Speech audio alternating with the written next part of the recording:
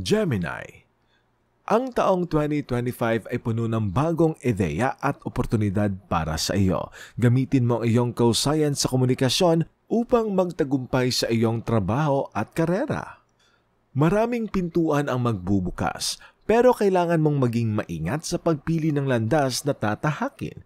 Flexibility ang iyong puhunan upang malampasan ang mga pagbabagong darating.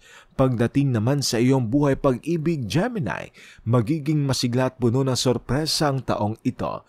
Kung single ka pa, maghanda para sa isang exciting na encounters. Kung may karelasyon ka na, siguraduhing bukas ang komunikasyon upang maiwasan ang mga hindi pagkakaunawaan.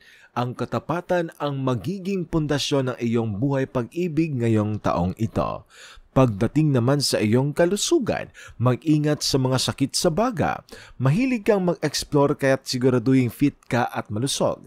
Huwag din kalimutang pangalagaan ang iyong mental health. Maglaan ng oras para sa mga aktibidad na nagpapakalma sa iyo tulad ng yoga o meditation.